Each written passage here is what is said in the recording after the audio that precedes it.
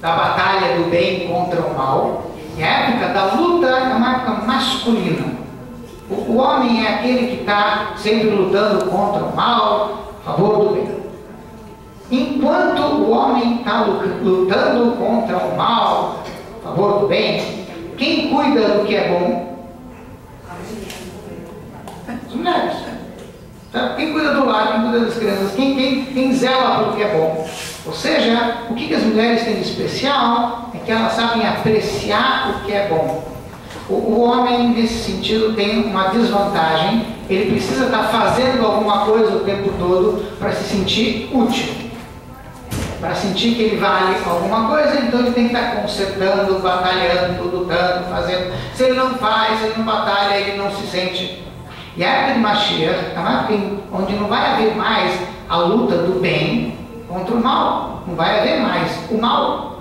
Então todo mundo vai ser forçado a adotar uma visão, uma postura mais feminina. De saber cuidar do que é bom, de saber apreciar, dar valor para aquilo que é bom. Por isso que a gente vê que na época do Beit HaMikdash, no futuro, a área feminina ocupa toda a área em volta do Beit HaMikdash. Isso aqui é o resumo só das ideias. A gente vai tentar dar uma olhadinha agora para ver por dentro como é que é.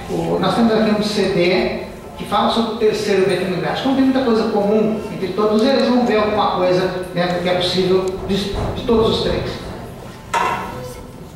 Só espero que isso esteja funcionando. Vamos lá. Funcionando, vamos ver se a gente entra agora. Tá. Isso daqui seria a entrada do Beit HaMikdash. Nós vamos agora entrar para a área interna do Beit HaMikdash. A primeira coisa que a gente vai ver é o Mizbeach, é o altar do Beit HaMikdash. Então a gente está subindo as escadas para entrar. Isso daqui seria o Mizbeach, que está na frente de vocês. Como eu falei, isso daqui tem 5 metros de altura mais ou menos, 10 de largura por um lado e pelo outro, é quadrado. E aqui tem a rampa através da qual os coaninhos subiam no Mizbeach. E aqui então, em cima, é que se fazia os korbanot. Vamos lá. A gente está agora tentando, aqui, esse é um vídeo meio antigo, mas vamos ver se a gente chega lá. Isso daqui não tem absolutamente nada a ver com o Beit HaMikdash, não sei quem é que fez isso, mas tudo bem. Mas está lá, fazer o quê? Existe, eu vou explicar, existe uma visão em Yehezkel, onde ele fala sobre anjos, leões, enfim, tá? Os babilônios tinham aqueles desenhos dos leões alados, não sei o que mais. Não sei se o artista aqui resolveu que tinha alguma coisa a ver uma coisa com a outra, mas sinceramente o que Yehezkel falou não tinha muito a ver com esse negócio de leões alados, pelo menos até onde eu sei, não faziam parte do Beit HaMikdash. Aqui é a rampa, nós estamos em frente à rampa do Mizbeach, do altar, nós vamos subir então o Mizbeach e ver como é que era lá em cima. Essa tem 16 metros? Sim, de comprimento. Nós vamos ver agora como é que eram as fogueiras, vamos dizer assim, onde se faziam os korbanot. Deixa eu só explicar um detalhe importante. Um dos motivos pelos quais se faziam sacrifícios no Beit HaMikdash é porque através desses korbanot específicos a gente consegue elevar a natureza a Deus. Como assim? Nós temos 4 reinos na natureza. O mineral, tá? Que envolve minerais, água, enfim, gases e tal. O reino vegetal, o animal e o ser humano que trabalha com todos eles. Então, no Mizbeach, todo o Mizbeach era feito de pedra. Além disso, se colocava sal também nos korbanot, no sacrifício, que é um dos motivos que a gente coloca o sal na mesa em Shabbat. Então, eles dois representam o reino mineral. Quando você vai fazer os korbanot, você tem que usar lenha. Cadê a lenha? Aqui. Vai aparecer agora. Aí.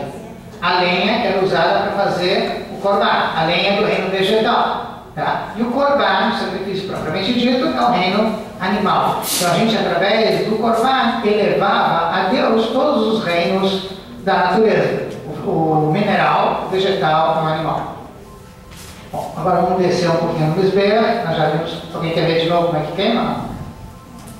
Vamos lá, só repetir para quem não viu. Tá? Então aqui as várias. Em todas essas áreas que são corbanota eventualmente, aqui se queimava. Essas coisas materiais, o que é? São várias fogueiras, porque não era só uma. Não são três só? Não, tem várias coisas na Mishnah, e basicamente são pelo menos 5, 3 que se usavam com certeza, e eventualmente mais 2 para outras eventualidades. Como? Quando haviam, vejam bem, eu dar uma ideia. Um boi, quando ele era feito no Mizbeach, quando havia um korban, onde se tinha que queimar o boi inteiro, nem sempre era assim, mas vamos admitir que fosse o caso, sem korban lá, tinham 11 kohanim que participavam disso.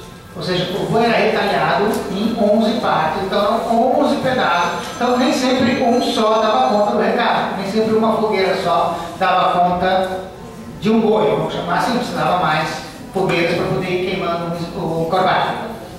Vamos descer para ver um pouquinho algumas outras áreas. E lá em cima é 10 metros. Aproximadamente 10 por 10. 22 amot por 22 amot. Vamos lá. Nós vamos ver agora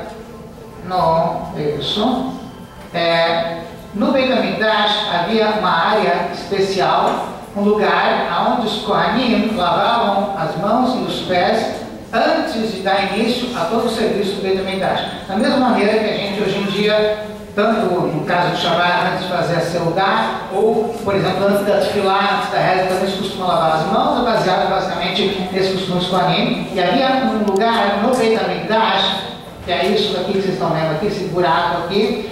No Beit HaMikdash havia um rio subterrâneo que corria por baixo do Beit HaMikdash, e havia um lugar onde, vamos chamar assim, o lavatório, o lugar onde ficava a água com as torneirinhas, os Kohanim lavar as mãos e os pés, era mantido dentro desse rio durante a noite, e aí quando chegava o horário de fazer os korbanot, tirava-se esse lavatório, e aí então era nessa área que eles lavavam as mãos e os pés. Como isso envolvia um lado um pouco técnico, então isso era feito assim. Vamos lá. Vocês podem ver, aqui tem um buraco, eles lavavam as mãos e os pés ali, caía a água no rio, mas do jeito que está aqui, se alguém entrar aí, vai cair alguém no rio, e não apenas a água. Tá? Então, para isso, a gente tem 2 manivelas especiais aqui que os Kohanim manejavam. Hoje em dia, quando fizerem o terceiro Beit HaMikdash, já pode ser automático, não precisa de manivela, tá? Mas era assim que funcionava na época do segundo Beit HaMikdash. Aí então eles faziam o seguinte, eles giravam a manivela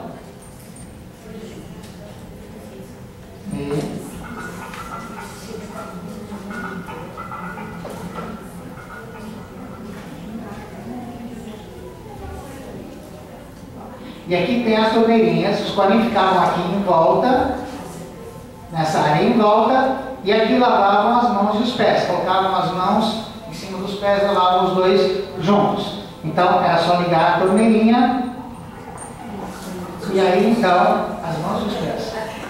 Porque eles andavam descalços no Beit HaMikdash.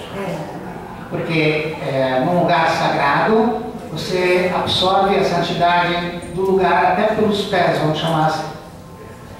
Tá? Então, enfim, quando Moshe Rabbeinu teve o primeiro encontro com Deus, Deus falou para ele: tire os seus sapatos, que você está num lugar sagrado.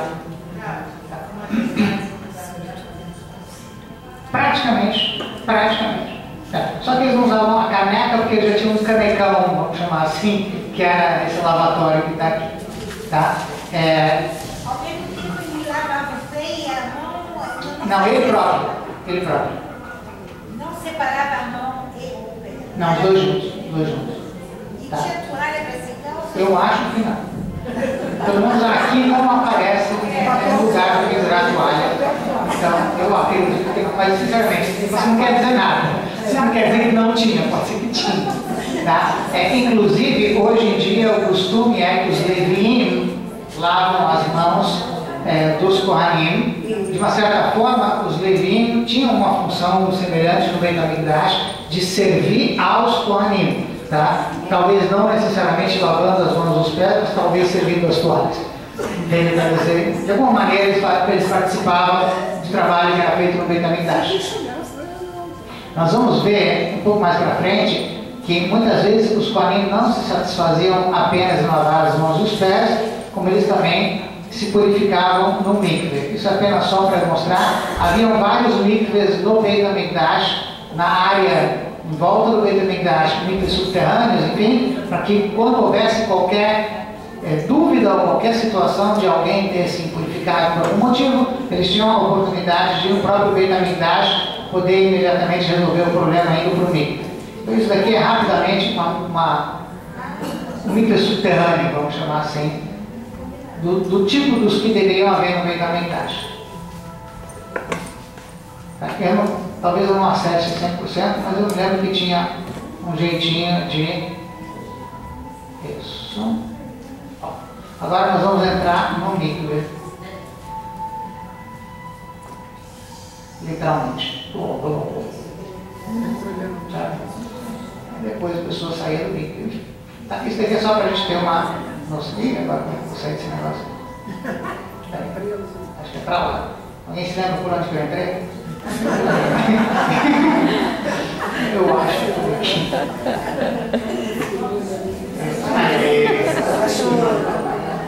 Então agora a gente sai. Tá? Na área em volta, tanto na época do primeiro como no segundo Beit HaMikdash, também no terceiro Beit HaMikdash, na área em volta haviam várias câmaras, como a gente está vendo aqui, tem várias casinhas. Tá? Essas casinhas tinham uma função onde se guardava o material que era usado no Beit HaMikdash, vários tipos de casinhas ou recintos diferentes para materiais diferentes. Vamos lá. O que a gente encontra nessa salinha, por exemplo? Aqui é o Lishkat HaEtzim, era o lugar onde guardava-se as madeiras que eram usadas no Beit HaMikdash. Até as madeiras que eram usadas no Mizbeach tinham que ser kasher. Aí você pergunta, o que tem de kasher numa madeira? Tá? O mesmo que tem de kasher numa alface. Exatamente. Tinha os Kohanim que estavam impossibilitados de trabalhar no Beit HaMikdash, que estavam com defeito físico, quebraram o pé, enfim, uma mão, alguma coisa do gênero. Eventualmente, o trabalho deles era, nessa sala, verificar se as madeiras não tinham bichinhos. Porque para a chama a gente tem que servir tudo 100%, não pode servir nada podre, Deus nos livre, nada estragado. Então, até isso tinha que ser verificado nessas áreas. Então, isso era um dos trabalhos que eles tinham que fazer, separar as madeiras. Não tem como reutilizar para queimar. Tá? Inclusive, tem parte da cinza que era queimada no Beit HaMikdash, que ficava no Mizbeach, uma parte que tinha uma área especial fora do Beit HaMikdash onde era enterrado, tinha uma área dentro do Beit HaMikdash onde era enterrado, enfim, mas as cinzas não eram reutilizadas. Entende? Elas tinham até um procedimento especial de korbanot, vamos chamar assim, de enterro. Nós vamos sair dessa sala, vamos ver se a gente vai para a próxima. Sim. Como?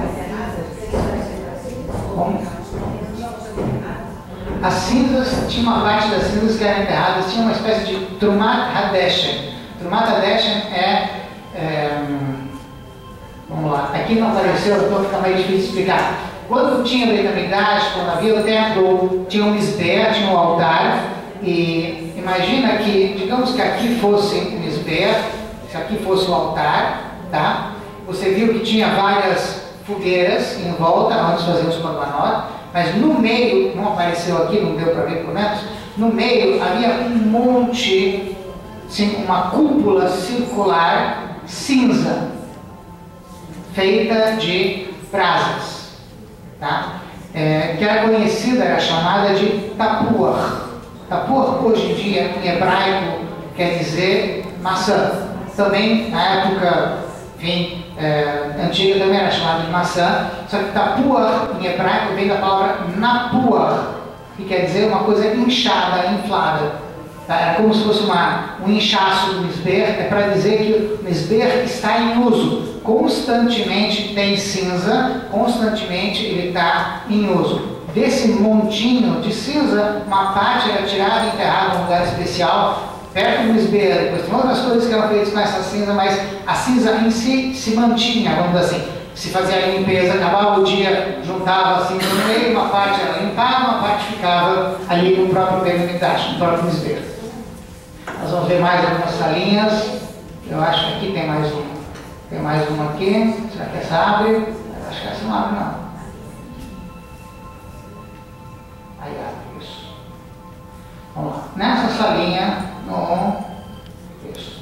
Abismo, deve ser. Sim. Essa parte de cinza, era que era dedicado a Hashem ou era aquela fumaça que subia? Não, a fumaça era na hora do corban. Na hora que era feito o sacrifício, a fumaça subia, bem lembrado, subia reto. Ou seja, o fogo não desviava a fumaça, não dissipava a fumaça. Agora, as cinzas é o que restava depois do corban. Depois de feito o corban. Tinha pelo menos todo dia tinha um sacrifício de manhã, que corresponde à reza da gente de manhã, e tinha um no final da tarde, que corresponde ao mensagem. Tá? E aí fechava o expediente, vamos chamar assim. Isso daqui é o sal, tá? Sal, que era usado pela quantidade, era bastante usado. Toda vez que se fazia um sacrifício no Beit-Hamikdash, se jogava o sal também. Uma das coisas que o sal, vamos dizer assim, lembra que o sal, ele conserva as coisas, dá gosto para as coisas, enfim. Mas aqui no Beit-Hamikdash é curioso, o Midrash ele explica que o sal está no Beit-Hamikdash porque ele pediu a Deus para ser usado. Explico. Quando Deus criou o mundo, a gente encontra no segundo dia da criação que Deus dividiu as águas de baixo das águas de cima. As águas superiores, as águas inferiores. Midrash conta que as águas inferiores, que são as águas que a gente conhece, perguntaram para Deus: por que você nos afastou de ti?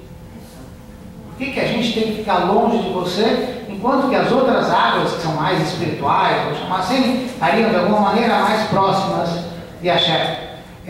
Eu vou te dar um outro sentido. As chuvas, para nós, são as águas superiores. Não necessariamente as águas superiores que estão na Torá, mas para nós são as águas que estão em cima.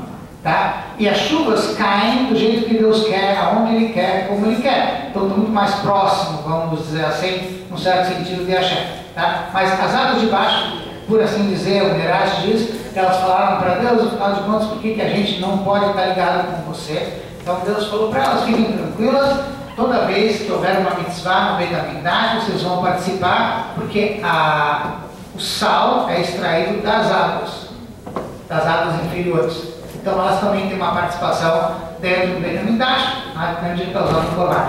E a gente lembra isso na medida que a gente faz uma refeição e coloca o sal na mesa. Hoje em dia, o Pirkei Avot ele explica que quando havia o Beit-Hamikdash, o Misbeach, o altar, ajudava a fazer a capará, a espiar certos pecados. Ou seja, em certas situações, quando a pessoa errava, ela podia trazer um corban, um sacrifício, e com isso Deus perdoava o seu erro. Deixa eu dar um exemplo. Digamos que uma pessoa acordasse no Shabbat de manhã e esqueceu que é Shabbat. Foi para a cozinha, fez um cafezinho. Sim, pode acontecer. Aí de repente ela para, está tudo tão silencioso, o que está acontecendo? Ninguém foi para o trabalho, tá? E aí a pessoa se fala: ih, que coisa é Shabbat, como é que eu vou fazer uma coisa dessa? É óbvio que essa pessoa fez um erro. Tá? Sem querer, não haverá um pecado, mas é sem querer, ou seja, não houve intenção. Ela acendeu o fogo de propósito. E ela fez o café de propósito. Mas ela não quis profanar o Shabbat, ela esqueceu que era Shabbat. Tá? Então o erro é de falta de consciência. Entende o que quer dizer? Como eu pude esquecer que era Shabbat? Esse é o erro.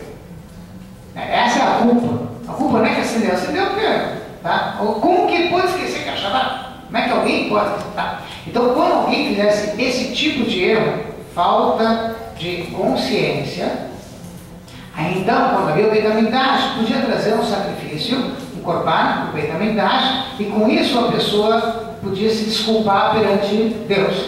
Ou seja, se uma pessoa, vamos dizer assim, se o Safra acordasse de manhã e esquecesse que era Shabat, acendesse o fogo, o Safra tinha que trazer um boi. Porque ele pode. Tá? Acabou. Então tem que ser o boi, o senhor. Tá? Porque senão...